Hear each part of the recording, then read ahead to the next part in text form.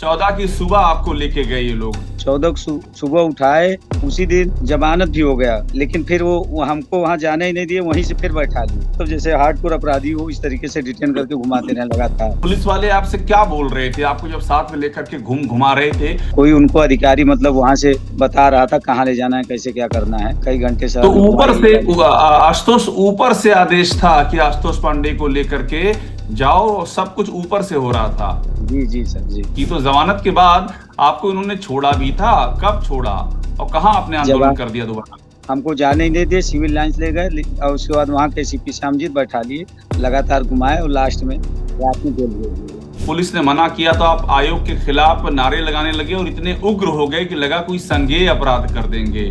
संज्ञेय अपराध कौन सा करने जा रहे थे आप? कोई संज्ञेय अपराध नहीं सर, मैं लोकतांत्रिक तरीके से आंदोलन कर रहा था।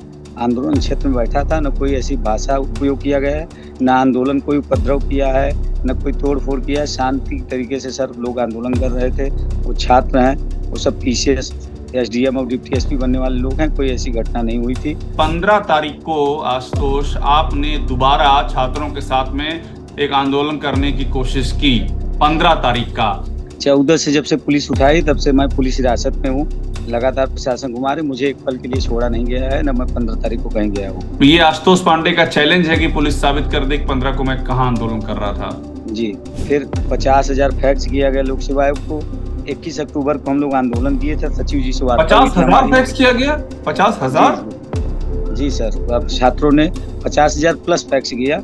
उस दिन से यहाँ रोना धोना सब, माता पिता जी का कोई खाया नहीं कि कहाँ है कैसे हैं। तो प्रॉब्लम तो है ही सर। हमारी आवाज उठाई आप लोगों ने, रहे एमएलसी देवेंद्र प्रताप सिंह, धन्यवाद देते हैं हम उनको। नमस्कार, मैं हूं अभिषेक उपाध्याय, आप देख रहे हैं टॉप सीक्रेट और इस समय मेरे साथ में जुड़े हुए हैं आशुतोष पांडे। आमतौर पर किसी का इंटरव्यू करने से पहले उसका परिचय दिया जाता है, लेकिन आशुतोष पांडे पिछले 48 से 72 घंटों में एक ऐसे शख्स बन चुके हैं जिनका नाम ही उनका परिचय हो चुका है। ये जो पीसीएस आरओ एआरओ का आंदोलन हुआ उसमें आशुतोष पांडे मुख्य चेहरे के तौर पे उभर के सामने आए और ये वो शख्स हैं जिनको की पुलिस उठा करके ले गई और 14 से लेकर के 15 तक आशुतोष कहां है इसके लिए लोग परेशान रहे। बीजेपी के विधायक देवेंद्र प्रताप सिंह ने हमसे बातचीत में कहा कि वो डीजीपी और एडीजी से भी पूछ रहे हैं कि आशुतोष कहां है और आखिर मालूम पड़ा कि आशुतोष को नैनी जेल भेज दिया गया, अब वो बाहर निकले हैं। आशुतोष पहले पूरी कहानी बताइए, 14 तारीख की सुबह से लेकर के और आपके जेल जाने तक क्या हुआ? लगातार 14 तारीख को जब एसओजी डिटेन की आंदोलन क्षेत्र से, वहाँ कई बहनें और भाई सब पकड़े रहे कि जाने नहीं देंगे, क्योंकि आंदोलन में नेतृत्व कर रहा था। वहां से डिटेन करने के बाद लगातार प्रशासन से घुमा रही थी, इधर उधर इधर उधर। हमें खुद नहीं पता था कहाँ कहाँ ले गई प्रशासन, जिस ये तरीके से बात है प्रशासन। 14 की सुबह, वो जो हमने वीडियो देखा आशुतोष जिसमें कि खींच करके ले जाया जा रहा है, जो वीडियो सामने जी आया, जी 14 की सुबह आपको लेके गए ये लोग। जी। 14 सुबह उठाए, फिर क्या नाम है उसी दिन वो जमानत भी हो गया, लेकिन फिर वो हमको वहाँ जाने ही नहीं दिए, वहीं से फिर बैठा लिए।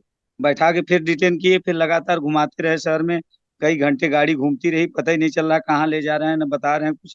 इस तरीके से मतलब जैसे हार्डकोर अपराधी हो इस तरीके से डिटेन करके घुमाते रहे लगातार।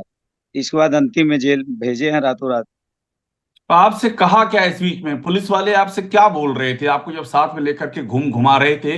तो क्या बोल क्या रहे थे, क्या चाह रहे थे, वो क्या कह रहे थे आपसे?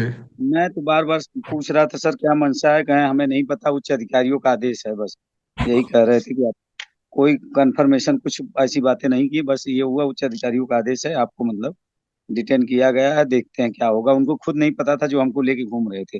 कोई उनको अधिकारी मतलब वहां से बता रहा था कहाँ ले जाना है, कैसे क्या करना है।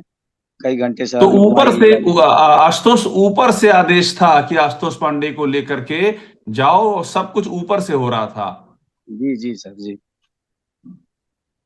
अच्छा, मुझे एक बात बताइए, हमने पुलिस की जीडी देखी है आशुतोष, उसमें ये लिखा हुआ है कि आपको, जो आप खुद बता रहे हैं कि 14 को जमानत दे दी गई, जमानत देने के बाद उसमें लिखा है कि आप फिर से आए मैदान पर, आपने छात्रों के साथ में फिर से आंदोलन करने की कोशिश की। तो जमानत के बाद आपको इन्होंने छोड़ा भी था, कब छोड़ा और कहाँ आपने आंदोलन जवा कर दिया दोबारा?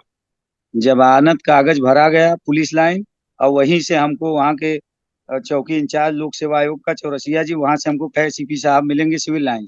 हमको जाने ही नहीं दिए, सिविल लाइंस ले गए, और उसके बाद वहाँ के सीपी श्यामजीत बैठा लिए।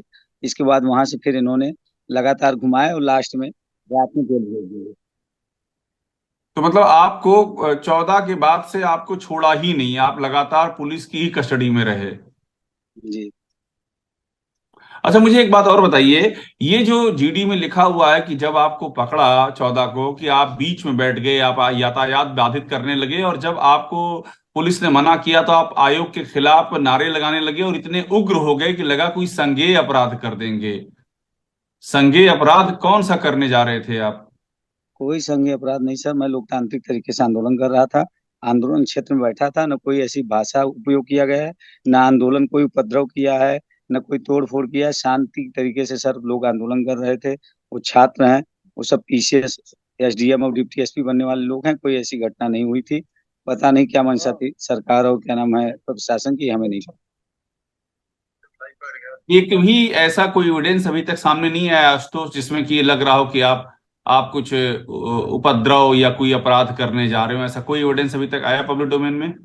नहीं सर, ऐसे कोई वो नहीं है, लेकिन फिर भी हमको खुद नहीं पता कि क्या किया गया है। सब लोग तांत्रिक तरीके से आंदोलन चल रहा था उस समय। और जो ये लिखा हुआ है कि 15 तारीख को आशुतोष आपने दोबारा छात्रों के साथ में एक आंदोलन करने की कोशिश की, 15 तारीख का, क्या आप इस बारे में निश्चिंत हैं पूरी तरह से कि 15 तारीख को ऐसा कुछ भी नहीं हुआ था? आप कहीं नहीं 15 तारीख को गए आंदोलन करने के लिए? 14 से जब से पुलिस उठाई तब से मैं पुलिस हिरासत में हूँ। लगातार प्रशासन घुमा रहे, मुझे एक पल के लिए छोड़ा नहीं गया है, न मैं 15 तारीख को कहीं गया हूँ। तो ये आशुतोष पांडे का चैलेंज है कि पुलिस साबित कर दे कि 15 को मैं कहाँ आंदोलन कर रहा था। जी। मैं कहीं नहीं अच्छा, निकला मुझे हूँ वहीं। जी जी मुझे एक बात बताइए कि आपको ही क्यों रोका गया? बाकी को तो रिहा कर दिया गया था 14 को जब उठाया गया, तो आपसे ऐसी क्या समस्या थी कि आशुतोष पांडे को पुलिस ने रोक करके रखा? अब ये नहीं पता सर। बस प्रशासन ने मतलब एसीपी साहब ने लिखा था कि मुख्य मतलब नेतृत्व करता है, इसलिए इनको मतलब रोका गया है। शायद उन्होंने अपना बयान दिया है, पेपर में छपा, बस इतना ही जानता हूँ और कुछ जानकारी नहीं बहुत। और नैनी में क्या हुआ जेल में जब आपको ले जाया गया आशुतोष? कुछ नहीं सर, नैनी शिफ्ट कर दिया गया जेल में। अब मैं ज्यादा कुछ बोल नहीं सकता, आप समझ रहे हैं। नैनी शिफ्ट कर दिया गया जेल में, बस यही चल रहा है। नहीं, मैं समझ रहा हूँ, जाहिर सी बात है, बहुत सारी दिक्कतें भी होती हैं। आप पढ़ाई लिखाई करने वाले लोग हैं तो एक सीमा से ज्यादा आप चीजें नहीं ले आ सकते, और जाना भी नहीं चाहिए। ठीक है, आपका मकसद तो आपका करियर ही है। पर ये जो आंदोलन चला, आपको आप लोग जो लगातार संजय सीनियर के बारे में आप लोग लगातार आवाज उठा रहे थे कि इनके खिलाफ कोई एक्शन क्यों नहीं हो रहा, उस पर तो हम बात कर ही सकते हैं। ये जो चेयरमैन है संजय सीनियर, इनके कार्यकाल में पहले भी पीसीएसजे का पेपर लीक हुआ है, धांधली हुई है उसमें, हाईकोर्ट ने माना है। तो आपको क्या लगता है कि क्या वजह क्या थी, क्यों नॉर्मलाइजेशन का ये पूरा ये इन लोगों ने एक नया तरीका निकाला? वजह क्या लगी आपको? अब सर ये तो उनकी मंशा नहीं पता। पेपर बीच में आउट हुआ था तो हम लोगों ने आंदोलन किया था समीक्षा पेपर निरस्त कराने के लिए। और उसके बाद पीसीएसजे का मेंस काफी बदला गया, सभी जानते हैं।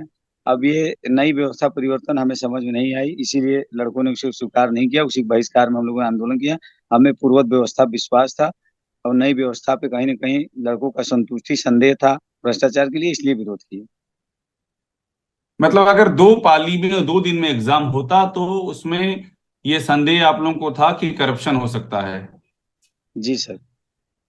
और आप लोग बात करने में तैयार क्यों नहीं हो रहे थे? जब ये बात डीएम वहां पहुंच, कमिश्नर पहुंच रहे थे कि आप लोग चलिए बात कीजिए, तो ये सवाल उधर से उठा कि आप लोग बात क्यों नहीं कर रहे हैं? 19 सितंबर को हमने ज्ञापन दिया था लोक सेवा आयोग को। फिर 50,000 फैक्स किया गया लोक सेवा आयोग को। 21 अक्टूबर को हम लोग आंदोलन किए थे, सचिव जी से वार्ता हुई पचास थी हजार हमारी। फैक्स किया गया? पचास जी हजार जी। जी सर, अब छात्रों ने 50,000 प्लस फैक्स किया। इसके बाद सारी सूचना देने के बाद 21 अक्टूबर को हम लोगों ने आंदोलन किया, सचिव से हमारी वार्ता हुई थी।